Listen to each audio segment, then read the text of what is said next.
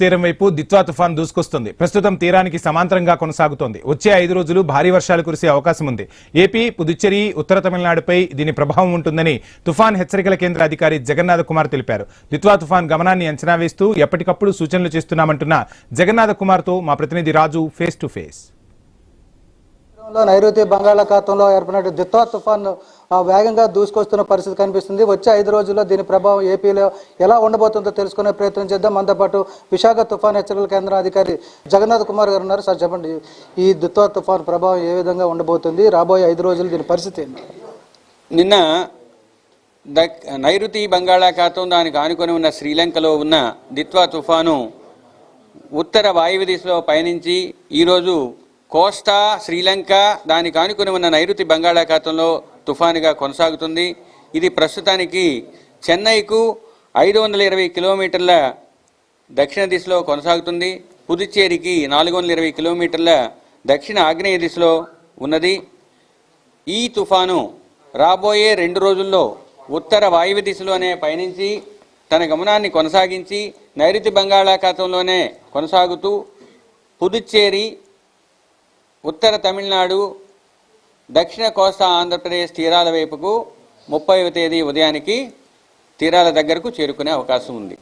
ఈ తుఫాను వల్ల ఇప్పటికి ఉన్న వాతావరణం ముఖ్యంగా కోస్తా జిల్లాలపై క్షేత్రీయ విస్తృతి వర్షపాతం దృష్ట్యా పెరిగే అవకాశం 2వ రోజు నుంచి ఉంటుంది.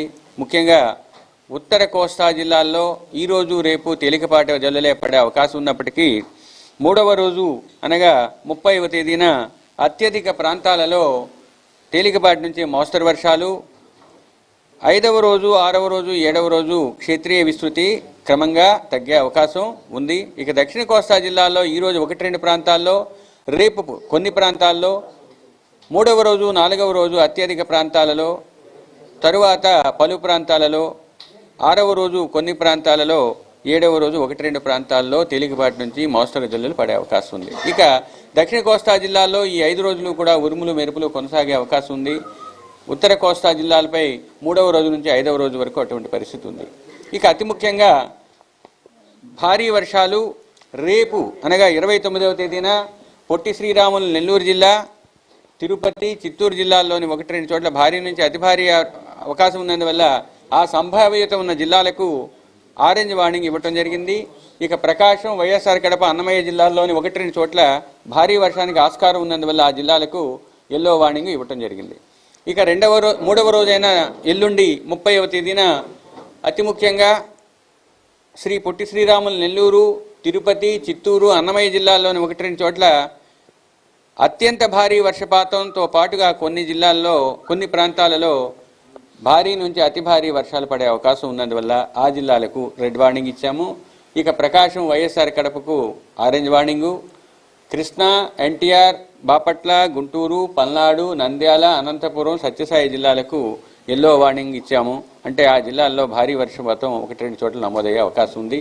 ఇక 4వ రోజు అంటే 1వ తేదీన దక్షిణ కోస్తా జిల్లాల్లో ముఖ్యంగా మరియు వైఎస్ఆర్ కడప జిల్లాల్లో 1-2 చోట్ల భారీ వర్షపాతం నమోదయ్యే అవకాశం ఉంది. ఇప్పుడు ఈ తుఫాను ప్రభావంతో ఆకస్మిక వరదలు కానీ లేదంటే ఇప్పుడు ఎక్కువగా అయ్యప్ప స్వామి భక్తులు బయటకు వెళ్తున్న పరిస్థితి ఉంది. ప్రయాణాలు వాళ్ళకి ప్రయాణికులకి ఎలాంటి సూచనలు చేపడతారు? ఆకస్మిక వరద అన్నది 1 రోజు ముందు ఇంచుమించు తెలుస్తుంది.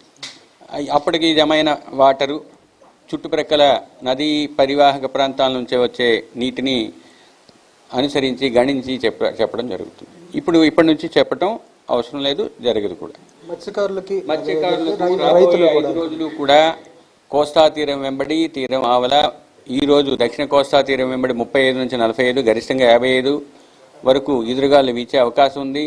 ఈరోజు సాయంత్రానికి 50 నుంచి 60, గరిష్టంగా 70 కిలోమీటర్ల వేగం వరకు చేరుకునే అవకాశం ఉంది. రేపు సాయంత్రానికి 60 నుంచి 70, గరిష్టంగా 80 కిలోమీటర్ల వేగంతో ఎదురుగాలు వీచే అవకాశం ఉంది.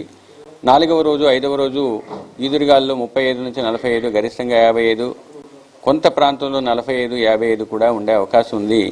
ముఖ్యంగా దక్షిణ కోస్తా, దానికి ఆనుకుని ఉన్న ఉత్తర కోస్తా 4వ రోజు, 5వ రోజు ఉండే అవకాశం ఉన్నందువల్ల ఈ 5 రోజులు కూడా మత్స్యకారులు దక్షిణ కోస్తా, దానికి ఆనుకుని ఉన్న ఉత్తర కోస్తా మరియు సముద్ర ప్రాంతానికి వేటకు వెళ్ళవద్దని హెచ్చరికలు జారీ చేయడం జరిగింది. ఆంధ్ర రాష్ట్ర కోస్తా తీరంలో ఉన్న అన్ని ఓడరేవుల్లో 2వ నంబరు ప్రమాద హెచ్చరికను ఎగురవేయటం జరిగింది. రాబోయే కొన్ని గంటలలో ప్రమాద హెచ్చరికలను మార్చే అవకాశం కూడా ఉంటుంది.